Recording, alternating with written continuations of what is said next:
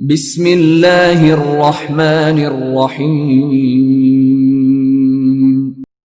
Iqra बिस्मि रब्बिकल्लज़ी खलक़।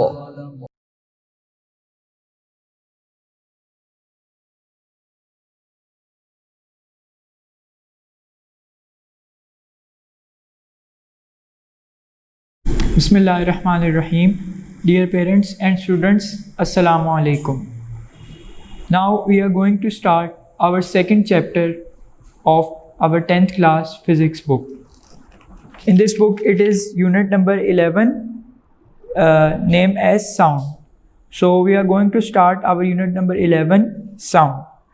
Before starting our chapter, we will go through some important points on the introduction page. Like after studying this unit, students will be able to, यानी कि ये chapter पढ़ने के बाद, इस chapter के तमाम टॉपिक्स को कवर करने के बाद students will be able to, students क्या करने के काबिल हो जाएंगे, क्या चीज़, किस चीज़ को एक्सप्लेन करने के काबिल हो जाएंगे. Number 1 point, explain how sound is produced by vibrating sources and that sound waves require a material medium for their propagation. इस चैप्टर में हम ये देखेंगे कि साउंड किस तरह प्रोड्यूस होती है. Like in the last chapter, in simple harmonic motion and wave motion, we have studied in the second section of that chapter waves, and we have studied two types of waves: mechanical waves and electromagnetic waves. Mechanical waves are those which require any medium for their propagation, and sound waves are one of the examples of mechanical waves because these waves require any medium for their propagation. Further, there were two types of mechanical waves: longitudinal waves and transverse waves. Sound waves are the example of longitudinal waves. So after studying this chapter, we will able to explain how sound is produced by a vibrating body, and sound waves require a material medium for their propagation. We will study an experiment or an activity which will prove that sound waves are basically mechanical waves. Second, describe the longitudinal nature of sound waves, a series of compressions and rarefactions. Like in the last chapter, you have studied that there are two essential components or two essential parts in longitudinal waves. One is compressions, in which the particles of the medium are close together, and rarefactions, in which the particles of the medium are far apart. In this chapter, we will study an experiment or an activity in which we will see and we will observe the parts of these longitudinal waves, which are compressions and rarefactions. Define the terms pitch, loudness, and quality of sound. These are generally three important properties or characteristics of sound. We will study in detail about these characteristics of sound in this chapter. Describe the effect of change in amplitude on loudness and effect of change in frequency on pitch of the sound. Like in the last chapter, we have studied different terms relating to the waves or simple harmonic motion: time period, frequency, and amplitude. So we will further elaborate or we will further study these concepts in sound, because sound is also a type of wave. So the concept of amplitude, frequency, wavelength will be there in this chapter. Define intensity and state its SI unit. There is another concept regarding sound waves, which is intensity of the sound. We will study and we will derive the relation of intensity of the sound and its unit. Describe what is meant by intensity level and give its unit. Noise is a noise sense. Describe how reflection of sound may produce echo. ये echo basically ये भी एक important concept है कि आपके पास echo क्या होता है. ये भी साउंड में ख़ास तौर पे जब हम बिल्डिंग्स को डिज़ाइन कर रहे होते हैं तो उसमें ये जो कॉन्सेप्ट होता है इसको हम मद्देनज़र रखते हैं। तो ये क्या है इको, इंशाल्लाह ये भी हम इस चैप्टर में स्टडी करेंगे। Describe Audible frequency range. जो हम अपने कानों में आवाज़ सुनते हैं उसकी कोई ना कोई लिमिट होती है, उसकी एक अपर लिमिट होती है और एक लोअर लिमिट होती है। ऑडिबल फ्रीक्वेंसी रेंज का मतलब ये है कि ऐसी साउंड की फ्रीक्वेंसी जिसको हमारे कान हियर कर सकते हैं। अगर उससे ज़्यादा फ्रीक्वेंसी की साउंड वेव्स हमारे कानों में आकर लगेंगी तो उससे हमारा जो ईयर है या ईयर ड्रम जिसे आप कान का पर्दा कहते हैं वो डैमेज हो सकता है। Describe the importance of acoustic protection. Acoustic क्या है ये भी हम इस चैप्टर में आगे जाकर पढ़ेंगे। Solve problems based on mathematical relations learned in this unit. And in the last, we will solve the numericals. Next, science, technology, and society connections. Basically, there are three pillars: science, technology, and society. We will describe these pillars in the form of a triangle.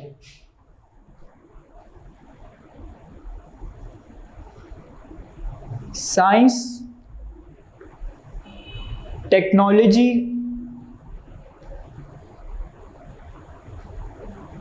and society. So as you know, what is science? The knowledge gained through observations and experimentations is called science. So science में हम क्या करते हैं? science में हम research करते हैं और मुख्तलिफ थ्योरीज को प्रपोज करते हैं। उसके बाद टेक्नोलॉजी में क्या होता है? टेक्नोलॉजी में जो मुख्तलिफ टेक्नोलॉजिस्ट होते हैं वो जो उनको थ्योरीज मिलती हैं साइंटिस्ट की मदद से, वो उन थ्योरीज को प्रैक्टिकली क्या करते हैं? मुख्तलिफ इंस्ट्रूमेंट्स में या मुख्तलिफ गैजेट्स पे अप्लाई करते हैं। ठीक है। उसके बाद तीसरा लिंक है इस ट्रायंगल का, वो है सोसाइटी। अब वो हमने बना लिया, जब उस पर बनाने में हमारा कुछ ना कुछ इन्वेस्टमेंट लगी होगी, कुछ पैसा लगा होगा। सो उसको क्या करना है आगे, उसको फिर जो हमने डिवाइस या गैजेट बना लिया उसको आगे सेल भी करना है, उसको मार्केट में लेकर जाना है, उसकी मार्केटिंग करनी है।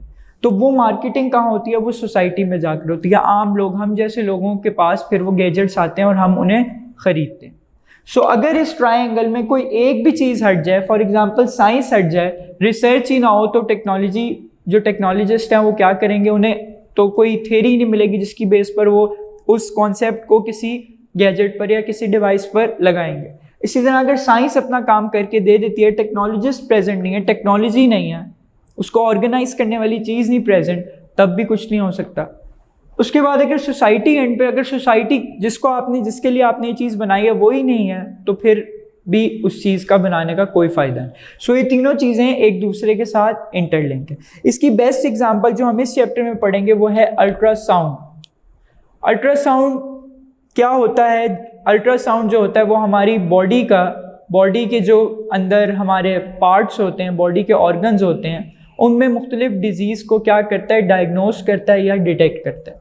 सो ये अल्ट्रासाउंड से रिलेटेड जो भी कॉन्सेप्ट है ये साउंड में हम आगे जाकर इस चैप्टर में पढ़ेंगे। तो साइंटिस्ट ने वो कॉन्सेप्ट अल्ट्रासाउंड का दे दिया, टेक्नोलॉजिस्ट ने उनको एक मशीन के ऊपर अप्लाई किया, ठीक है, जिसे अल्ट्रासाउंड मशीन आप कहते हैं। और फिर उस अल्ट्रासाउंड मशीन को जब वो मार्केट में आ गई तो उससे आम लोगों को और सोसाइटी को फ़ायदा हो। सो इसको मैं रीड कर देता हूँ। इसमें क्या क्या है? The students will be able to describe that some sounds are injurious to health, यानी कि कुछ साउंड्स ऐसी होती हैं जो हमारी सेहत के लिए नुकसानदेह हैं। ठीक है। Second, describe how knowledge of the properties of sound waves is applied in the design of building with respect to acoustics.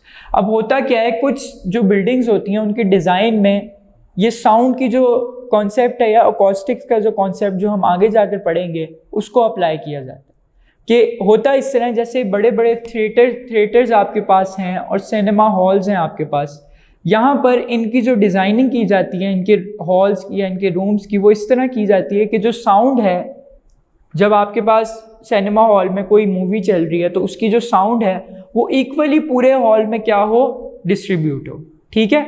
सो उसमें फिर हम अकॉस्टिक्स का कॉन्सेप्ट लगा दें, क्योंकि अगर इक्वली डिस्ट्रीब्यूट नहीं होगी तो अगर एक साइड पे साउंड ज़्यादा है तो वो क्या करेगी? इरिटेट करेगी जो वहाँ पर पर्सन्स प्रेजेंट हैं। तो वो कुछ इस तरह डिज़ाइन उसका किया जाता है कि साउंड इक्वली हर जगह पर क्या हो? डिस्ट्रीब्यूट हो।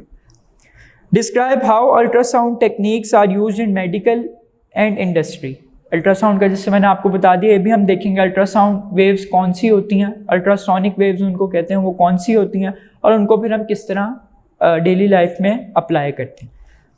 Explain the use of soft materials to reduce echo sounding in classroom studies and other public gathering buildings. ये होता क्या है, जो सॉफ्ट मटेरियल्स होते हैं, इको का बेसिकली थोड़ा सा मैं आपको यहाँ पर बताता चलूँ। इको का मतलब ये होता है कि साउंड वेव्स, यानी कि हमने बोला साउंड वेव्स निकली, हमारे मुंह से साउंड वेव्स निकली और जाकर दीवार के साथ टकराएं, टकरा कर क्या होती हैं, इको कहते हैं basically reflection of sound waves को, कि साउंड वेव्स वॉल से जाकर स्ट्राइक करती हैं और वापस दोबारा हमारी तरफ आती हैं। सो उसको अवॉइड करने के लिए, उस इको को या उस रेपिटेशन ऑफ साउंड को अवॉइड करने के लिए हम ऐसे मटेरियल्स, दीवार को जो बनाते हैं वो ऐसे मटेरियल से बनाते हैं जो साउंड वेव्स को क्या कर ले, अपने अंदर एब्जॉर्ब कर ले और ज़्यादा से ज़्यादा एब्जॉर्ब कर ले और कम से कम रिफ्लेक्ट करे, ताकि वो जो साउंड है वो दोबारा आकर इरिटेट ना करे। सो ये था हमारा science, technology and society connections. Now we will move and we will start our chapter. So first of all, what is sound or sound waves? What is wave?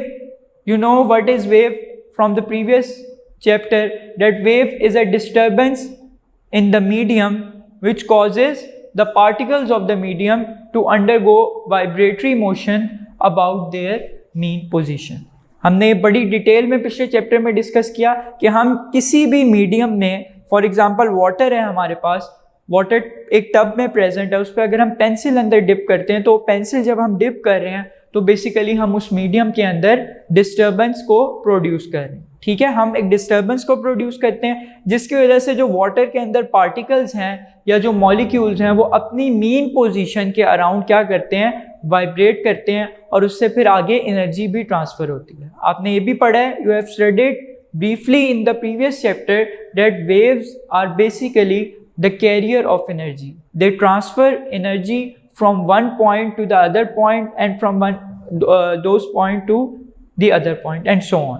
Okay, so first, sound. What is sound? Sound waves are the type of waves. Basically they are mechanical waves, and from mechanical waves category they are longitudinal waves. Okay, so इसको read करते हैं। We know that vibrations of objects in any medium produce waves. ये भी आप चीज़ पढ़ के आगे हो कि जब हम कोई डिस्टर्बेंस या कोई वाइब्रेशन प्रोड्यूस करेंगे तब ही क्या होगा, वेव्स जनरेट होंगे। ठीक है, सो साउंड वेव्स कैसे प्रोड्यूस होती हैं? Sound waves are produced by a vibrating body, कि जब हम किसी बॉडी को वाइब्रेट करते हैं तब क्या होता है, उसमें साउंड प्रोड्यूस होती है। ठीक है, सो ये किस तरह साउंड प्रोड्यूस होती है? हमारे ह्यूमन बीइंग्स में हम जो साउंड अपनी आवाज़ निकालते हैं वो किस तरह प्रोड्यूस होती है और इसकी और एप्लीकेशंस क्या हम आगे जाकर देखते हैं। पहले हम इसको रीड करते हैं। For example, vibrator of a ripple tank. आपको याद होगा, पेज नंबर अगर आप निकालें पिछले चैप्टर की तरफ मूव करें, पेज नंबर 12, तो आपके पास फिगर 10.11 में जो रिपल टैंक की डायग्राम बनी हुई है वहाँ आपके पास एक ऑसिलेटिंग पैडल है। ठीक है, जो कि किसके साथ, एक सोर्स के साथ, एक पावर सप्लाई के साथ अटैच है। जब पावर सप्लाई को हम ऑन करते हैं तो वो पैडल क्या करता था, वो ऑसिलेट करता था। सो वो oscillating paddle basically behave like a vibrator. So ripple tank में वाइब्रेटर क्या करता था, वाइब्रेटर प्रोड्यूस करता था वाटर वेव्स को। ठीक है, सो वेव्स को प्रोड्यूस होने के लिए कोई डिस्टर्बेंस या कोई वाइब्रेटिंग बॉडी चाहिए होती है। सो रिपल टैंक के केस में वो क्या था, वाइब्रेटर, जो कि वाटर वेव्स को प्रोड्यूस कर रहा था। The medium in this case, अब आपको पता है मैकेनिकल वेव्स में वाटर वेव्स हैं, साउंड वेव्स हैं, सो उनको प्रोड्यूस होने के लिए कोई मीडियम चाहिए। ठीक है, साउंड हम प्रोड्यूस करें, जो साउंड वेव्स मैं बोल रहा हूँ एक पॉइंट से दूसरे पॉइंट तक जा रही हैं, उनके दरमियान मीडियम क्या है, उनके दरमियान मीडियम एयर है जिसके थ्रू वो क्या कर रही हैं, मूव कर रही हैं। इसी तरह वाटर वेव्स एक मीडियम के थ्रू मूव करती हैं और वो मीडियम क्या है, वो मीडियम है water. So the medium in this case is liquid, but it can also be a gas or a solid. ठीक है, इसी सॉलिड के जरिए भी, सॉलिड के थ्रू भी वेव्स ट्रांसफर हो सकती हैं और किसी गैस के थ्रू किस तरह, बेसिकली जो एयर है या आपके पास गैस ही है, मिक्सचर ऑफ डिफरेंट गैसेज है, सो इसके थ्रू भी आपके पास वेव्स ट्रांसफर हो सकती हैं. Now we will discuss another type of waves that we can hear. Such type of waves that we can hear are known as sound waves. ठीक है. अब sound waves क्या हैं? Like other waves, sound is also produced by vibrating bodies. So like other waves, दूसरी waves की तरह sound waves भी, like in the case of water waves in the ripple tank, the water waves are produced by a vibrator or by a vibrating source. So likewise, in case of sound waves are produced by a vibrating body. Okay, for example, vibrator of a ripple tank produces water waves. So what is the process of this concept, like the transmission of sound from one point to another point? Now we will discuss this concept. Like other waves, sound is also produced by vibrating bodies. Due to vibrations of the bodies, the air around them also vibrates, and the air vibrations produce sensation of sound in our ear.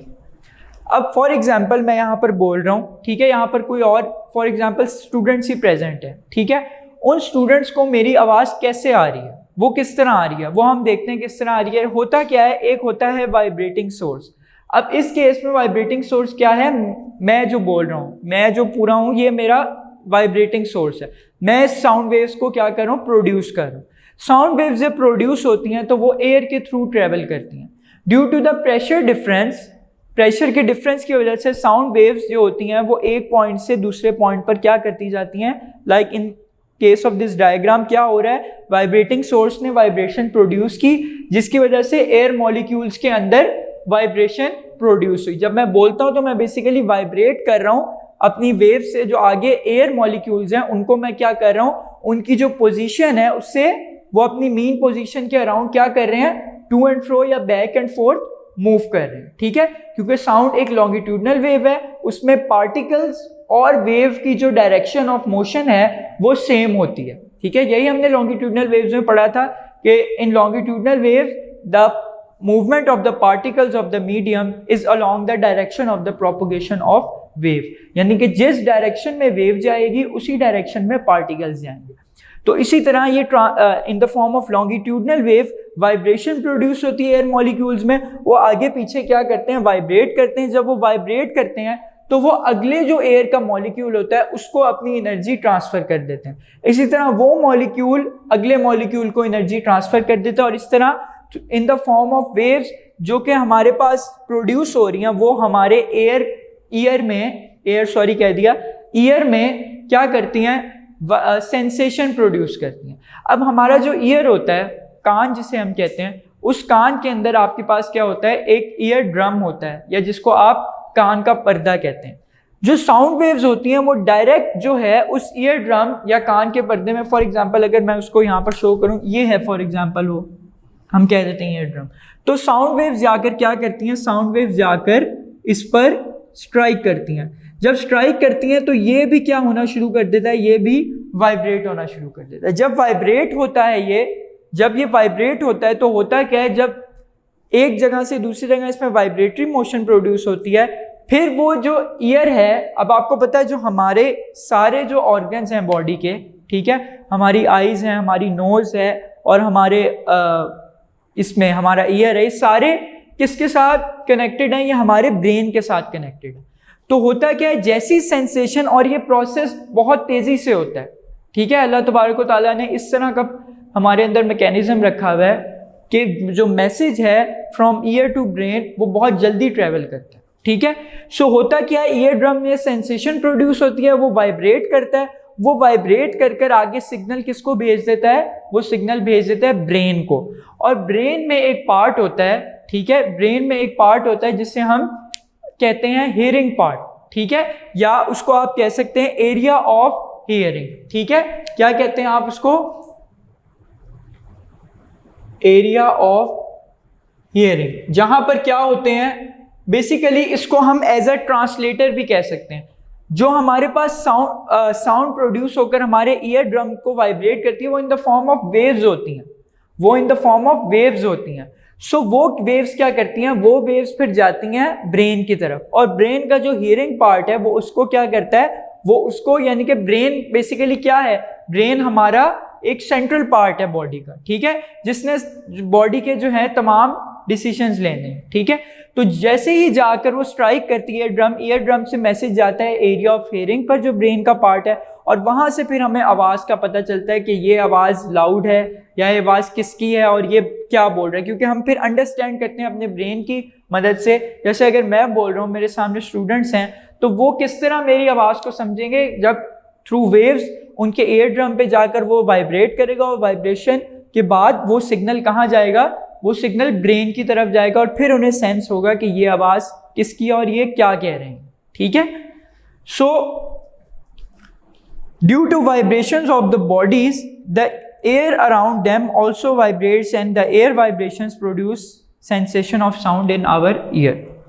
For example, in a guitar, sound is produced due to the vibrations of its strings. अब आपको यहाँ बना हुआ भी है, generally भी आपने देखा होगा गिटार जो म्यूजिशियंस यूज़ करते हैं, उसमें भी क्या होता है, वाइब्रेशन साउंड या जो म्यूज़िक प्रोड्यूस किया जाता है वो वाइब्रेशन से ही प्रोड्यूस किया जाता है। जो उसकी स्ट्रिंग्स होती हैं उनको वो क्या कर रहे होते हैं, वो वाइब्रेट कर रहे होते हैं, लेकिन वो वाइब्रेट हर स्ट्रिंग को डिफरेंट फ्रीक्वेंसी से कर रहे होते हैं, ठीक है। हर स्ट्रिंग है उस पर जो फोर्स या एनर्जी लगा रहे होते हैं वो डिफरेंट एनर्जीज लगा रहे होते हैं। जिस एनर्जी, अगर डिफरेंट एनर्जी लगाएंगे तो हर जो स्ट्रिंग है उसमें जो साउंड वेव प्रोड्यूस होगी वो डिफरेंट फ्रीक्वेंसी की प्रोड्यूस होगी, ठीक है। सो वो क्या करते हैं, वो म्यूजिकल साउंड किस तरह प्रोड्यूस करते हैं, वो स्ट्रिंग्स को वाइब्रेट करके प्रोड्यूस करते हैं, डिफरेंट फ्रीक्वेंसी के साथ वाइब्रेट करते हैं, जिसकी वजह से होता क्या है, जब वो वाइब्रेट करते हैं उन स्ट्रिंग्स को, तो वाइब्रेशन की वजह से क्या प्रोड्यूस होती हैं, वेव्स प्रोड्यूस होती हैं। वो वेव्स आती हैं, फिर हमारे ईयर ड्रम को स्ट्राइक करती हैं, वो सेंस वाइब्रेट करता है, फिर जब ब्रेन की तरफ मैसेज जाता है तो वो उस आवाज़ को क्या करता है, सेंस करता है। So, for example, in a guitar, sound is produced due to the vibration of strings. Our voice results from the vibrations of our vocal cords. अब आपने ये तो सुना होगा कि हम जो हैं, अगर हम बोलते हैं अपनी ज़ुबान की मदद से या अपनी टंग की मदद से, लेकिन असल में जहाँ हमने ये चीज़ पढ़ ली कि साउंड क्यों प्रोड्यूस होती है, साउंड प्रोड्यूस होती है बाय अ वाइब्रेटिंग बॉडी, कि जब कोई बॉडी वाइब्रेट करेगी, when a body vibrates the sound will produce. So हमारे जो सिस्टम है पूरा बोलने का, वो स्टार्ट होता है हमारे वोकल कॉर्ड्स, ठीक है। अब ये वोकल कॉर्ड्स क्या होते हैं, वोकल कॉर्ड्स होते हैं, मॉडर्न लैंग्वेज में इनको वोकल फोल्ड्स भी कहते हैं, ठीक है। अब होता क्या है, हमारा जो सिस्टम है पूरा, हमारे जो गला है, यहाँ पर हमारे पास एक एयर पाइप होता है, या जिसे ट्रैकिया भी कहते हैं, ठीक है, एयर पाइप या जिसे ट्रैकिया भी कहते हैं। बायोलॉजी वाले बच्चों ने ये पढ़ा भी होगा, अगर कंप्यूटर वाले बच्चों को समझ नहीं आया तो उनके लिए थोड़ा सा मैं इसको ब्रीफ कर देता हूँ कि हमारा जो होता है एयर पाइप होता है या ट्रैकिया होता है, ठीक है, उसके आपके पास उसके अराउंड क्या होते हैं, उसके अराउंड आपके पास उसके अंदर वोकल कॉर्ड्स मौजूद होते हैं, ठीक है, उसके अराउंड वोकल कॉर्ड्स प्रेजेंट होते हैं। उन वोकल कॉर्ड्स के अंदर एक हमारे पास लेयर होती है जिसे हम लैरिंक्स कहते हैं, ठीक है। वोकल कॉर्ड्स के अंदर क्या होते हैं, हमारे पास लैरिंक्स होते हैं, ठीक है, LARYNX, ठीक है। ये आपकी बुक में नहीं है, लेकिन आपको थोड़ा सा इस चीज़ का नॉलेज देने के लिए मैं बता रहा हूँ। तो होता क्या है, जैसे ही हम कोई साउंड प्रोड्यूस करते हैं अपने मुंह से या हमारी बॉडी से, तो होता क्या है, वो जो वोकल कॉर्ड्स होते हैं वो वाइब्रेट करते हैं, ठीक है। वो वोकल कॉर्ड्स क्या होते हैं, वो वाइब्रेट करते हैं, ठीक है। एक तो इनका मकसद ये होता है, वो वोकल कॉर्ड्स इसी तरह होते हैं, जैसे ये इस तरह मेरे हाथ देख रहे हो ना, उनके दरमियान स्पेसेस होती हैं, ठीक है, इस तरह वोकल कॉर्ड्स होते हैं। जब आप कुछ बोलते हो तो वो क्या करते हैं, फिर वो वाइब्रेट करते हैं। जब वो वाइब्रेट करते हैं तो उस वाइब्रेशन की वजह से क्या प्रोड्यूस होती है, साउंड प्रोड्यूस होती है। अब ये एक एयर के पाथ को भी फॉलो करने के लिए होते हैं कि अगर इनके दरमियान जो हमारे पास होते हैं वोकल कॉर्ड्स, उनके दरमियान अगर हमारे पास स्पेसेस ना हो तो वो एयर की ब्लॉकेज हो जाए, ठीक है, और एयर सही तरह से हमारे लंग्स में ना जाए, ठीक है। सो हमारी जो साउंड है वो किस तरह प्रोड्यूस होती है, वो due to the vibration of vocal cords या वोकल फोल्ड्स, ठीक है। सो वो जब वाइब्रेट करते हैं, उसके बाद वो वाइब्रेशन आती है साउंड में। बेसिकली जो सोर्स है वाइब्रेटिंग का हमारी बॉडी का वो है वोकल कॉर्ड्स। जो टंग है हमारी या जो जुबान है वो उसको उन जो वोकल कॉर्ड्स की वाइब्रेशन है उन वाइब्रेशंस को किस में कन्वर्ट करती है, वो उन वाइब्रेशंस को वर्ड्स में कन्वर्ट करती है। ठीक है, जैसे आपने कंप्यूटर में देखा होगा या जिस तरह जितने भी आपके पास ये कंप्यूटर सॉफ्टवेयर्स हैं जो वीडियो बन रही है, ठीक है, तो ये जब आगे जाती है तो इसकी कोडिंग डी कोडिंग होती है। ठीक है, इसके पीछे अगर कोई भी वीडियो है या कोई भी आपके पास वेबसाइट है उसके पीछे जो प्रोग्राम बना होता है वो स्पेशल कोड में बना होता है। ठीक है, सो उसकी फिर आगे कोडिंग और डी कोडिंग आपके पास होती है। तो यहाँ जो समझाने का आपके पास आपके सामने मकसद था वो ये था कि वोकल कॉर्ड्स की जो वाइब्रेशन होती है, जो हमारी ज़बान होती है, वो उन वाइब्रेशंस को किस में कन्वर्ट करती है, वर्ड्स में कन्वर्ट करती है। ठीक है, हमारी ये जो ओवरऑल साउंड प्रोड्यूस होती है वो 4 चीज़ों की वजह से होती है, 4 मेन पार्ट्स की वजह से होती है। ठीक है, एक हमारे लिप्स हैं, एक हमारी टंग है, ठीक है, एक हमारी टीथ हैं और एक हमारा पैलेट है या जिसे आप तालू भी कहते हो। ठीक है, ये 4 चीज़ें हैं, टंग, लिप्स, टीथ और पैलेट, जिसकी वजह से ये चारों चीज़ें मूव करती हैं तो साउंड प्रोड्यूस होती है। अगर इनमें से कोई एक चीज़ भी आप बंद कर दो, या फॉर एग्जांपल आप अपने लिप्स बंद कर दो, तो मैं अगर आप लिप्स बंद करके मैं मैट्रिक बोलना चाहूँ तो मैं सही तरह से नहीं बोल सकता। इसी तरह ये जितने भी आप वर्ड्स बोलते हो, ये जो वाइब्रेशंस वोकल कॉर्ड से प्रोड्यूस होती है वो किसमें, जो हमारी जुबान, टीथ और जो तालू, पैलेट है और लिप्स हैं, वो उनको किस में कन्वर्ट करती है, वर्ड्स में कन्वर्ट करती है। So the vibrating source of our sound is our vocal cords. ठीक है, so our voice results from the vibrations of our vocal cords. Human heart beats and vibrations of other organs like lungs also produce sound waves. Doctor use stethoscope to hear this sound. अब आपने generally देखा होगा कि जब आप doctor के पास जाते हैं, ठीक है, और उन्हें अपनी बीमारी बताते हैं, फॉर एग्जांपल आप कहते हैं कि मुझे खांसी है या मुझे बुखार है, तो वो क्या करते हैं, वो एक डिवाइस यूज़ करते हैं जिसे हम स्टेथोस्कोप कहते हैं, जो कि डॉक्टर्स के पास होती है। क्या होता है, उसके एक जो उसका पार्ट होता है वो आपकी चेस्ट पर रखते हैं, ठीक है, और एक पार्ट आपकी बैक पे रखते हैं, या चेस्ट पर रखते हैं या बैक पे रखते हैं, और जो 2 उसके पार्ट्स होते हैं उन्हें अपनी कानों में इंसर्ट करते हैं। अब होता क्या है, जब एक पार्ट वो रखते हैं आपकी चेस्ट पर या आपकी बैक पर और आपसे कहते हैं कि सांस लें, लंबे लंबे सांस लें, तो वो जब आप सांस लेते हो, ठीक है, जब वो एयर सांस लेते हो, लंग्स, जब आप गहरे गहरे सांस लेते हो, तब भी आप क्या प्रोड्यूस करते हो, जो आपके लंग्स हैं, जो आपका वो पार्ट्स वोकल कॉर्ड्स मैंने बताया, वो वाइब्रेट करते हैं। ठीक है, वो जब बेटा वाइब्रेट करते हैं तो उनकी वाइब्रेशन की वजह से भी क्या प्रोड्यूस होती है, साउंड। वो जब साउंड प्रोड्यूस होती है तो वो अगर तो हार्ट में फॉर एग्जांपल उन्होंने हार्ट बीट देखनी हो तो वो बीट्स की फॉर्म में होती है, या अगर उन्होंने आपकी जो है सांस उसको देखना हो with the help of stethoscope, तो होता क्या है कि वाइब्रेशन प्रोड्यूस होती है, साउंड प्रोड्यूस होती है। वो जो साउंड होती है उसकी बेसिकली वो क्या देख रहे होते हैं, वो उसकी नॉर्मेलिटी या एबनॉर्मेलिटी देख रहे होते हैं। ठीक है, अगर तो सांस की जो उनको, क्योंकि वो उनका तो रोज का काम होता है, उन्हें पता है कि इस जो सांस ले रहे हैं उसकी जो साउंड प्रोड्यूस हो रही है, जिसको वो स्टेथोस्कोप के जरिए सेंस कर रहे होते हैं, वो होती क्या है, वेव स्टेथोस्कोप के जरिए। फिर वो जो स्टेथोस्कोप होती है आपके पास, उसमें अंदर आपके पास एक रबड़ होता है, रबड़ पाइप होता है, होलो पाइप होता है, उसके जरिए साउंड वेव्स क्या होती हैं, ट्रेवल करती हैं, फिर उनके ईयर तक पहुंचती हैं, जो कि डॉक्टर आपके वो आपका जो मुआयना कर रहे होते हैं, उनकी आपके पास वो वेव्स जो है जाती हैं, और फिर वो उस जो साउंड प्रोड्यूस होती है in the form of waves, वो उनकी मदद से देखते हैं कि ये जो सांस लेने की जो इनकी आवाज़ है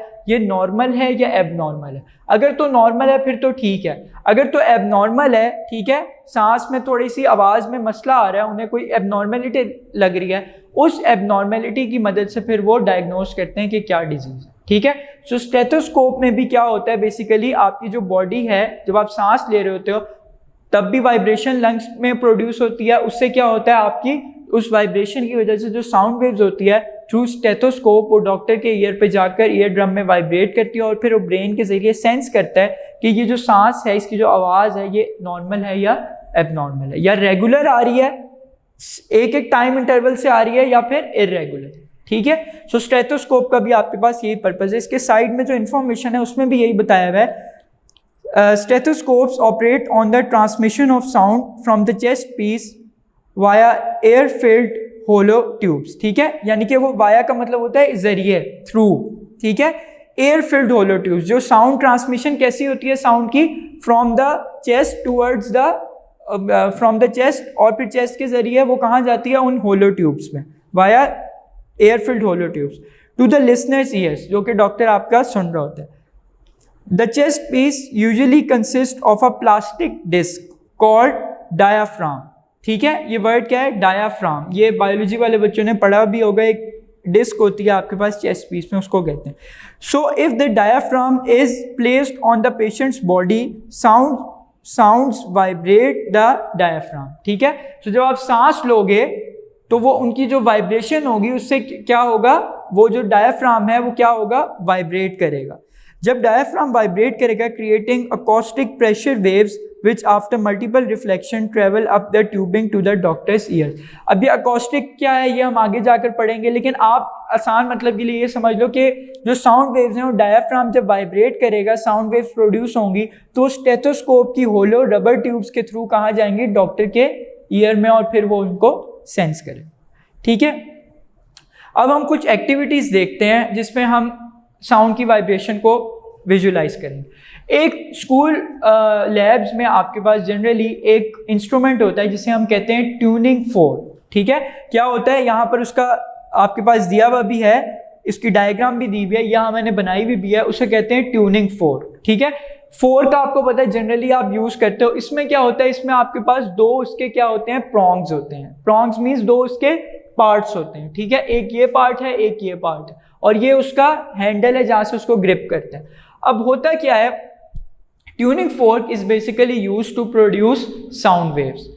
ट्यूनिंग फोर्क को हम क्या करते हैं, ट्यूनिंग फोर्क को इस जो एक्सपेरिमेंट में वो काम कर रहा है वो क्या कर रहा है, एक रबड़ की हैमर ले रहा है. ठीक है, उस रबड़ हैमर को उसके ऊपर क्या कर रहा है, उस ट्यूनिंग फोर्क के ऊपर स्ट्राइक करवा रहा है. ये जब इंशाल्लाह आप स्कूल आ जाएंगे, स्कूल खुल जाएंगे, तब इंशाल्लाह आपको ये ट्यूनिंग फोर्क क्लास में भी लाकर दिखा देंगे, और उसकी जो वाइब्रेशन होगी किसी चीज़ के साथ, टेबल के साथ या बोर्ड के साथ स्ट्राइक करके उसकी वाइब्रेशन आपको विजुअलाइज भी करवा देंगे. लेकिन इस वक्त वीडियो में वो कराना बहुत मुश्किल है, क्योंकि उसकी वाइब्रेशन के लिए हमें कैमरा बहुत क्लोज करना पड़ेगा, और जब क्लोज करेंगे तो वो पिक्सल्स फट जाएंगे और फिर आपको सही तरह विजुअलाइज नहीं होगा. तो वो जब आप फिर स्कूल आ जाएंगे तब आपको बता देंगे.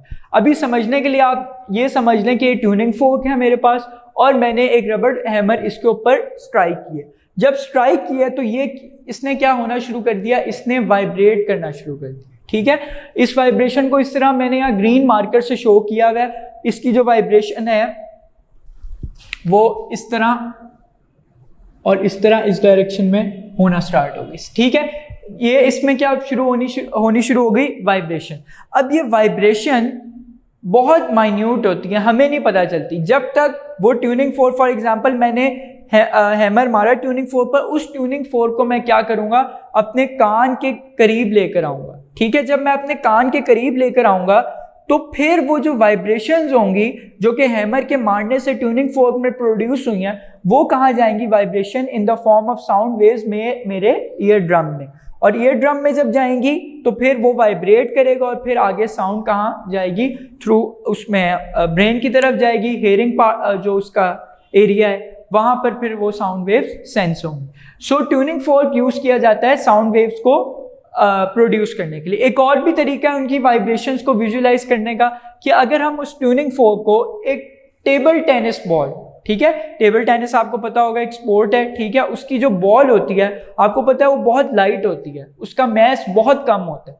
सो उसको मैंने क्या किया है, उसको मैंने एक स्ट्रिंग और एक सपोर्ट के साथ अटैच कर दिया, एक धागा, उसके साथ मैंने वो tennis ball, table tennis ball को अटैच कर दिया और एक सपोर्ट के साथ उसको अटैच कर दिया. अब मैंने क्या किया, उसको मैंने सस्पेंड कर दिया with the help of string, वो रेस्ट पर है. मैं ट्यूनिंग फोर्क उसके जो मैंने हैमर के साथ जिस ट्यूनिंग फोर्क को स्ट्राइक किया था उसने वाइब्रेट करना शुरू कर दिया. उसमें मैं उसको ट्यूनिंग फोर्क को उस टेबल टेनिस बॉल के करीब लेकर आया. जब करीब लेकर आया तो जो वाइब्रेशंस थी या जो साउंड वेव्स थी उन्होंने अपनी एनर्जी किसको ट्रांसफर कर दी, उस टेबल टेनिस की बॉल को ट्रांसफर कर दी. ठीक है, सो वाइब्रेशंस या साउंड वेव्स जो हैं वो ट्रांसफर हो गई किसमें, उस टेबल टेनिस बॉल में। तो अगर तो आपको सही तरह पता नहीं चल रहा ट्यूनिंग फोर्क का कि वाइब्रेशंस बहुत उसकी माइक्रोस्कोपिक लेवल पर होती हैं, तो अगर आपको नहीं पता चल रहा, आप उसको एक टेबल टेनिस बॉल जो कि स्ट्रिंग और सपोर्ट के साथ अटैच है उसको उसके करीब लाएं, उसके साथ हल्का सा उसके साथ टच करें, तो वो भी क्या होना शुरू हो जाएगी, वाइब्रेट करना शुरू हो जाएगी अबाउट इट्स मीन पोजीशन। तो उससे भी हमें पता चल जाएगा कि उस ट्यूनिंग फोर्क में क्या प्रोड्यूस हुई है, वाइब्रेशंस प्रोड्यूस हुई। ठीक है, एक और एक्सपेरिमेंट है जिसमें क्या कर रहे हो, उसी ट्यूनिंग फोर्क को आप, अगर आपके पास टेबल टेनिस बॉल भी नहीं है तो जनरल आप घर में भी ये कर सकते हैं। आप एक पानी का गिलास लें, ठीक है, उस पानी के गिलास के अंदर आप उस ट्यूनिंग फोर्क को क्या कर दें, इन्वर्टेड डायरेक्शन में, यानी कि उल्टा उसको, जहां पर उसके प्रॉन्ग्स हैं वो वाली जो उसकी साइड है वो वाटर के अंदर क्या कर दें, डिप कर दें। जैसे ही आप उसको डिप करेंगे तो वो वाइब्रेशन जो कि मैंने रेड में शो की हैं, वो वाइब्रेशंस क्या हो जाएंगी, आगे वाटर के अंदर डिस्ट्रीब्यूट हो जाएंगी। जब वो वाटर के अंदर डिस्ट्रीब्यूट हो जाएंगी तो पानी स्प्लैश हो जाएगा। मतलब स्प्लैश होने का मतलब तेजी से बाहर आएगा या आपके मुंह की तरफ आएगा। जब आप ट्यूनिंग फोर्क अंदर पानी के डालेंगे, वाइब्रेशंस आगे वाटर मॉलिक्यूल्स में जब ट्रांसफर होंगी तो वो पानी ऊपर की तरफ आएगा या बाहर की तरफ निकल आए। ठीक है, तो ये तीन आपके पास, या तो आप कान के करीब लाओ तब भी वाइब्रेशन सेंस हो सकती हैं, टेबल टेनिस बॉल के साथ टच करो तो वो वाइब्रेट करेगी, तब भी आपको वाइब्रेशंस नजर आएंगी, और ये वरना आप सिंपल पानी के अंदर उस ट्यूनिंग फोर्क को डिप कर दें तब भी वो आपको वाइब्रेशंस का पता चल जाए। सो एक्टिविटी 11.1 ये शॉर्ट क्वेश्चन आपके पास आ सकता है कि describe that sound is produced, या लॉन्ग क्वेश्चन में भी आ सकता है, describe that sound is produced by a vibrating body with the help of an experiment. इंशाल्लाह इस चैप्टर के नोट्स आपके पास 2-3 दिन तक पहुंच जाएंगे, जिसमें MCQs, short questions, long questions और कॉन्सेप्चुअल क्वेश्चंस प्रेजेंट होंगे, जैसे पिछले चैप्टर में। 2-3 दिन तक आपके पास आ जाएंगे, उसमें क्वेश्चंस बने होंगे। लेकिन अभी के लिए आप क्वेश्चन लिख लें इस पर कि describe that sound is produced by a vibrating body, describe that sound is produced by a vibrating body with the help of an experiment. So उसमें आप ये एक्टिविटी लिखोगे। In school laboratories we use device called tuning fork to produce a particular sound. If we strike the tuning fork against the rubber hammer, the tuning fork will begin to vibrate. यानी कि उस tuning fork को हम rubber hammer के साथ strike करें तो वो vibrate करना start हो जाएगी। We can hear the sound produced by a tuning fork by bringing it near our ear. We can also feel the vibrations by slightly touching one of the prongs of the vibrating tuning fork with the help of a plastic ball suspended from a thread. हम उसके जो एक prong है उसको हाथ लगाकर, जब उसको हाथ लगाएंगे तब भी हमें वाइब्रेशन प्रोड्यूस होगी। ठीक है, जैसे हम जब अपने मोबाइल या सेल फोन को वाइब्रेशन पे लगा लेते हैं और हम अपनी पॉकेट में रखते हैं, तो जब हमें कोई कॉल या कोई notification in the form of message आता है तो हमें वाइब्रेशन प्रोड्यूस होती है। इसी तरह जब आप ट्यूनिंग फोर्क के एक प्रॉन्ग को हाथ लगाओगे तो आपको वाइब्रेशन सेंस होगी। So we can also feel the vibrations by slightly touching one of the prongs of the vibrating tuning fork with the help of a plastic ball suspended from a thread. Touch the ball gently with the help of with the prong of a vibrating tuning fork. यानी कि उस prong को, एक prong को आप क्या करोगे, उस टेबल टेनिस बॉल के साथ टच करो। The tuning fork will push the ball. वो क्या करेगा, पुश करेगा बॉल को because of its vibrations. क्यों? क्योंकि वो अपनी जो एनर्जी होगी in the form of waves वो उस प्लास्टिक बॉल को ट्रांसफर कर देगा, जिसकी वजह से वो भी आगे मूव करेगा। रिमेंबर हमने एक पॉन्ड ऑफ वाटर में एक्सपेरिमेंट किया था लास्ट लेक्चर में। हमने जो है उसमें स्टोन फेंका था, वाइब्रेशंस प्रोड्यूस की थी और कुछ डिस्टेंस बाद एक कॉर्क रख दिया था। जब वाटर वेव्स उस कॉर्क की तरफ पहुंची थी तब उन्होंने अपनी एनर्जी उस कॉर्क को ट्रांसफर कर दी थी और वो अप एंड डाउन मूव किया था। सो यहां भी यही है, the tuning fork will push the ball because of its vibrations. Now if we dip the tuning fork, vibrating tuning fork, into a glass of water, we will see a splash. ठीक है, जैसे figure 11.4 में splash आएगी because vibrations की वजह से water molecules भी अपनी जगह से डिस्प्लेस हो जाएंगे। What does make the water splash? From this activity we can conclude that sound is produced by vibrating bodies. ठीक है बेटा, एमसीक्यूज भी बन सकता है कि dash is produced by a vibrating body. So इसमें साउंड, सो ये लॉन्ग क्वेश्चन भी आ सकता है, शॉर्ट क्वेश्चन भी आपके पास आ सकता है। एक्टिविटी 11.1 बेटा स्टूडेंट्स, आज का जो हमारा लेक्चर था वो इंट्रोडक्शन था, ठीक है, साउंड वेव्स के बारे में, और हमने एक एक्सपेरिमेंट को डिस्कस किया। इसमें कोई भी आपको इश्यू हो तो आप दिए गए व्हाट्सएप नंबर पर which will be given to you at the end of this video, आप उस पर कांटेक्ट कर सकते हैं through text message, voice message और थ्रू एन इमेज। इंशाल्लाह आपकी उस क्यूरी को नेक्स्ट लेक्चर के स्टार्ट में सॉल्व किया जाएगा। आज के लिए हमारा लेक्चर इतना ही। Thank you so much. अल्लाह हाफिज़।